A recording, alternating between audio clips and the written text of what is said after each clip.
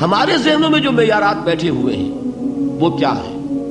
کامیابی پیسے سے ہے، کامیابی جائیداد سے ہے، کامیابی کاروبار سے ہے، کامیابی شہرت سے ہے، کامیابی اقتدار سے ہے.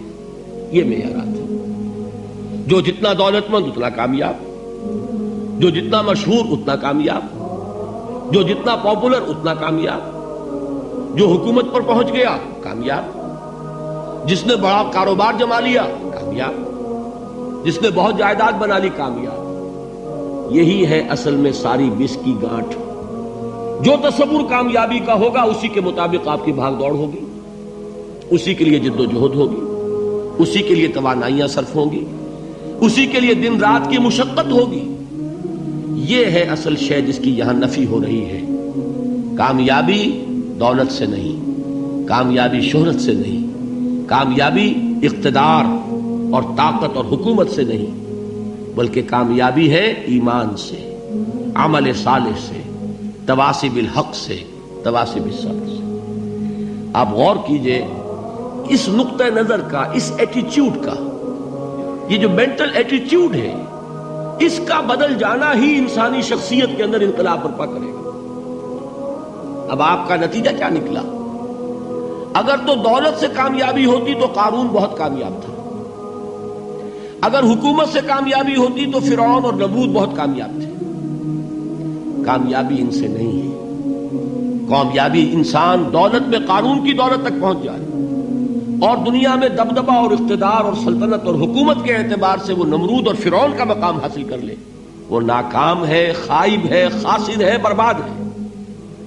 اور ابو ذر غفاری کامیاب ہے، چاہے ان کے پاس کچھ نہیں تھا، جھونپڑی تک نہیں تھی، کوئی گھر نہیں تھا.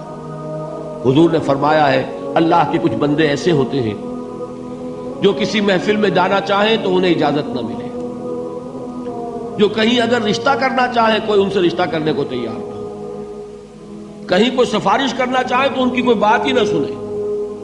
لیکن اللہ کے ہاں ان کا وہ مقام ہے کہ اگر بھولے سے بھی کسی بات پر قسم کھا بیٹھتے تو اللہ ان کے قسم کی لاج رکھتا ہے. یہ ہے فرق. یہ جان لیجیے اچھی طرح. اس بات کا مان لینا آسان، اس پر سبحان اللہ کہنا آسان، لیکن اس کے مطابق آپ کے اپنے ذہن کا بدل جانا بہت مشکل. اس لیے کہ ہم متاثر ہوتے ہیں اپنے ماحول سے. وہ بڑا محل ہے، دیکھ کر ایک دفعہ جھجری آتی ہے، وہ بڑی سی 20 فٹ لمبی کار سناٹے کے ساتھ آپ کے پاس سے گزر گئی. ایک دفعہ اعصاب کے اندر ارتعاش ہوتا ہے، محسوس ہوتا ہے بڑے یہ نصیبے والے لوگ ہیں، بڑے خوش نصیب، بڑے کامیاب. حالانکہ کچھ معلوم نہیں کہ یہی سب سے بڑی بد نصیبی ہو سکتا ہے کہ یہی سب سے بڑی ناکامی ہو. اگر ذہنوں میں یہ بات بیٹھ جائے کامیابی کس شے سے. یہی وجہ دیکھیے قرآن مجید میں بارہا آپ دیکھیں اولئک ھم المفلحون، یہ ہے لوگ کامیاب ہونے والے. آج ہی آپ نے نماز میں وہ آیات سنی، یا ایھا الذین آمنوا ارکعوا واسجدوا واعبدوا ربکم وافعلوا الخیر لعلکم تفلحون. اے ایمان والو، رکوع کرو، سجدہ کرو، اپنے رب کی پرستش اور بندگی کرو اور اچھے کام کرو تاکہ تم کامیاب ہو جاؤ. تو کامیابی کن چیزوں سے ہے؟ یہ ہے سب سے بڑا سبق. یہ ہمارے دل میں اگر بات بیٹھ جائے، ٹھک جائے، تو زندگی بدل جائے گی. صبح و شام بدل جائیں گے، نقشے بدل جائیں گے، بھاگ دوڑ کا رنگ بدل جائے گا، ویلیو سٹرکچر بدل جائے گا. آج وہ ایک چیز نہایت اہم نظر آ رہی ہے، کل نہایت غیر اہم نظر آئے گی. جیسے کہ حضور کی حدیث ہے، مالی ولد دنیا، مجھے تمہاری اس دنیا سے کیا سروکار ہے. انما مثلی کراکب استظل تحت شجرۃ ثم راح فترکها، میری مثال تو اس سوار کی سی ہے جو تھوڑی دیر کے لیے ایک درخت کے سائے میں ٹھہرتا ہے سستانے کے لیے، پھر وہ اپنا راستہ لیتا ہے. اسے اس درخت سے مستقل تعلق اس کا نہیں ہے، وہ اس کا گھر نہیں، وہ اس کی منزل نہیں. اسی طرح یہ دنیا میرا گھر نہیں ہے.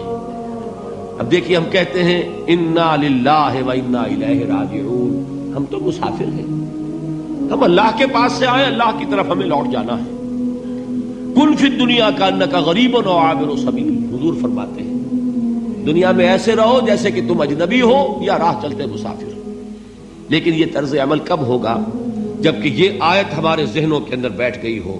والعصر ان الانسان لفی خسر الا الذین آمنوا وعملوا الصالحات وتواصوا بالحق وتواصوا بالصبر. یہ ہے اصل بات جو میں نے عرض کیا تھا کہ میں بتاؤں گا صحابہ کیوں ایک دوسرے کو یاد دلاتے تھے. اس لیے کہ دیکھیے جیسے برف باری اگر ہو رہی ہو، آپ باہر نکلیں گے تو برف آپ کے کپڑوں پر جم جاتی ہے نا، تو آپ جھٹکتے ہیں کپڑوں کو تاکہ برف ہٹ جائے.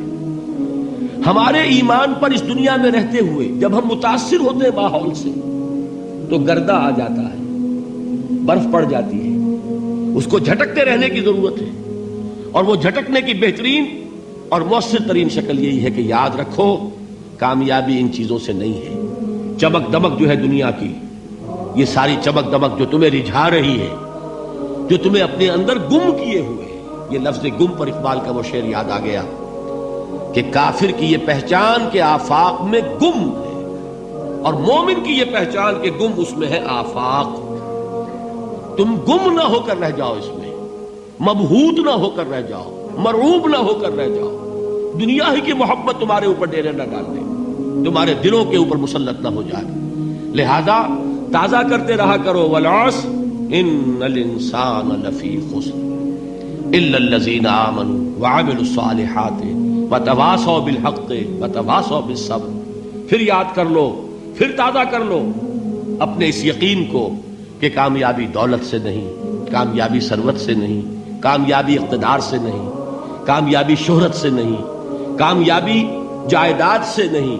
کامیابی ہے ایمان سے، کامیابی ہے عمل صالح سے، کامیابی ہے تواصی بالحق سے، کامیابی ہے تواصی بالصبر سے. یہ چار چیزیں ہیں کہ جو کامیابی کے لوازم